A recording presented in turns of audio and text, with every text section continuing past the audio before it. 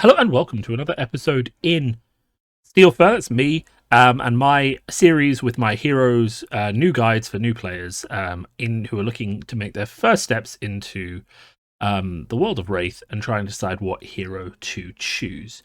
And we are here, of course, to talk about Dash. So obviously, if you're just coming to this video and you've just found this or you've been recommended it by a friend, and I mean, if you're locked on Dash, that's fantastic. Watch this video. And hopefully it'll help you figure out, if Dash is really the hero for you. If you're still unsure, I do recommend going to the start of this playlist this video is on, or you can search my channel for the overview, which was about a 30-minute video, so a bit more of a deep dive, but it does have, say 2 minutes dedicated to each hero, so you'll have a much better sort of broad overview there, whereas this video is entirely about Dash, and that is the main focus of what we're going to talk about today. Dash is a mechanologist class, an inventor, a creator. Her whole thing is like steampunk technology and excitement and energy and boosting through her deck and burning through her deck with boost to get more go again and more aggression and comboing things together in that way. She has two main styles of play. One involves cards which feature the boost mechanic. Let's just bring up one of those for you. And the other one really revolves around her weapon and two equipment that she can put into play. So the boost mechanic is fairly simple. As an additional cost to play the card, you may banish the top card of your deck. If it's a mechanologist card, so it has that action type, it gains go again. And the idea is that you're going to build your deck and fill it full of mechanologist cards so that you really just don't ever miss. And then you're going to combo this into fairly big attacks, and you're going to try and land something called maximum velocity, which is basically the end of the chain. So if you've boosted 3 or more times, you can hit for 10 at a cost of 2 resources. So that requires a full 5-card hand, so it's difficult to set up. But that's kind of the big payoff, and there's lots of other payoffs that you can get from boosting. The other style of gameplay revolves around Dash's weapon, which should be down here, if we can bring it up. The Teklo Plasma Pistol, which, as you can see, you remove a steam counter to attack with it. It attacks for 2. You action load it with 1 resource. If there's no steam counters on it, you can put a steam counter on and you get go again. The important things to remember about this weapon is that neither of these is once per turn. So if you have a way to get go again on the attack, then you can actually do this as many times as you want. And you can reload it even if you don't attack with it. So you can leave it loaded for next turn without attacking for it. Now, there are many ways to get go again. The default one. And actually, before we talk about Induction Chamber, let's talk about Dash's ability. So Dash's ability lets you start the game with a Mechanologist item with cost 2 or less in the arena. People often choose this item, Induction Chamber, because what Induction Chamber does is you pay 1 to load it and get go again. Again, not a once per turn action. So you can shoot with this, use the second ability, which is once per turn. We'll talk about that in a second. And then reload this for the next turn before shooting the pistol again without go again. So you can do shot, and then so the attack reaction here, basically you remove the steam counter from it and you give target mechanologist pistol attack go again. So the way this works is you shoot, you have both of these loaded, you shoot with this one, you use the reaction to get go again, then you reload this, and then you can shoot again. So you can shoot twice with this for every twice with this when you have an induction chamber on the table, right? The other item that people tend to get in boost is Teklo Core. In Blitz, this is more common, just because the turns are shorter and the resources are quite good. And if you're playing a boost heavy deck, having 2 extra resources for the first 2 turns of the game can be really important. This just starts with 2 steam counters on. It costs 0. At the beginning of your turn, you remove 2 steam counters and you gain 2 resources. Spark of Genius is her specialization. You basically pay for the item you want. You search through your deck. It doesn't have go again, but we'll talk about why it can still be quite good, even though it doesn't have go again. And that's because of this card over here, High Octane. High Octane is a tricky card to understand at first for new players, but it's important to understand exactly what happens with this turn. So whenever you boost a card this turn, you gain 1 action point, you draw a card, and it has go again. Now, here's a reminder.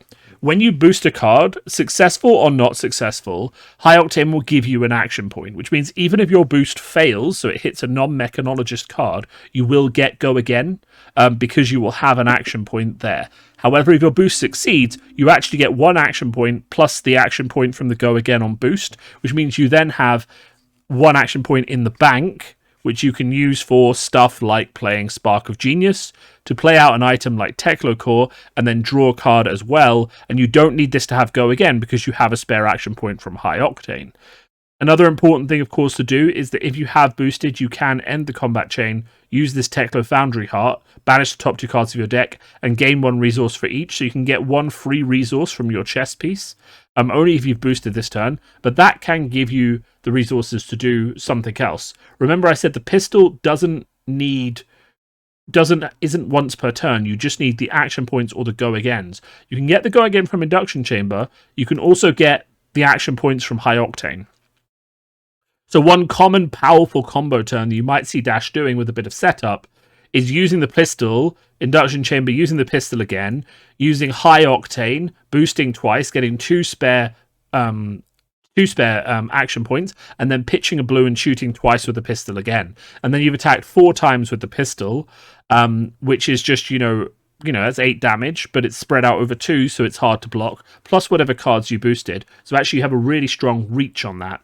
The other card that's very important for Dash players is this card from Crucible called Plasma Purifier. So what this does, you load it, of course, as well, just like the others, with a Steam counter. Once per turn action, you remove the Steam counter, and target Mechanologist pistol you control gets +1 until the end of turn, which means all of those attacks I've just talked about, if you have a Plasma Purifier on the table, can get +1 and then become 3 attacks, which obviously 8 3 attacks is 12 damage, but also they're split up, so it's impossible to block all of them, plus extra attacks you've done, because that's just, how many cards you have in your hand to block all these sources of 3 damage coming in. So a lot of times people like to go for things on the board. They like to have 2 induction chambers and 1 plasma purifier. That's kind of like optimum setup. You can have 2 of each, but it's kind of like every blue you pitch is 1 weapon load, 1 induction chamber load. So you pitch 1 blue, you can load 2 induction chambers and a weapon, and then shoot the weapon once, but give it go again. For a second blue and 2 induction chambers and the weapon, you could fire the weapon 3 times for 2, and for 2 blues with 2 induction chambers and a plasma purifier, you can fire the weapon 3 times for 3. So you start to see how Dash combos out. So I kind of want to step back now from talking about the cards and just talk about Dash in general. The feeling of the gameplay style of Dash feels very much like a setup-y control style deck, unless you're playing this boost aggro deck, which, as I said, is more common in Blitz. You can see this Blitz list here is just, it doesn't even have that many items aside from Teklo Core.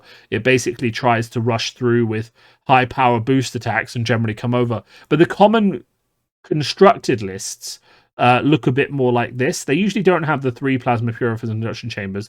They usually have maybe 2 of each. But they run a lot of defense reactions like Fate Foreseen, Sigil of Solace to gain life for certain matchups, Sink Below, as well as stuff like Springboard Somersault or Unmovable and things like that. And the idea really is that you're blocking with your defense reactions early on, and you're not boosting too quickly while there's still like Fate Foreseens and Command and Conquers in your deck. But as you get lower in your deck and you've played a lot of those cards, then you can start to boost more consistently. But the main thing you're really trying to do is to set up 1 induction chamber, 2 induction chambers, and a plasma purifier. And really the idea is that, and this is where Dash appeals to a lot of people who come from other games and like the idea of setup or permanent-based gameplay, because we don't have a lot of permanence in Flesh and Blood. But for people who do like that style of enchantments and permanent-based gameplay, Dash can be quite good, because the idea is that for the early game, you're blocking quite a lot. You don't want to let too much damage through. You want to use your defense reactions. You want to use your cards to block. Most of them do block for 3. And then you want to take the time to set up your induction chamber. But even before you've got those, you're still pitching a blue, pinging for 2, either getting a block or 4 damage, right? And a lot of the themes you'll see in a lot of the other heroes like Rhino and Guardian is it is about that sustained damage while you're blocking and getting set up. But Dash does the setup quite well compared to the other heroes, because she really does ramp her setup late game into these items that kind of build. But the thing that, I'll say this: the thing that put me off playing Dash, and I think this is quite useful, is that I hated putting Steam counters on everything. So if you're not the sort of person who's going to enjoy that, I wouldn't recommend this hero. Also, I would recommend getting like glass beads to track the Steam counters. It's so much easier if you pitch a blue, take out 3 separate glass beads, and then load the Steam counters with the resources. It keeps things very clean. And I would say that if you're going to play Dash, you need to learn how from the very start to play very cleanly, because you're going to be activating like 10 abilities per turn, and your opponent is going to have to keep up with you, but you're also going to have to do it quite quickly so that you don't lose the game to time. So I would say that when you start playing Dash and you get your plasma purifiers and induction chambers on, using those glass beads, making sure you're being really clean in terms of I'm loading this, I'm unloading it, I'm shooting this, I'm giving it go again, all those kind of things. You have to get really clean on it.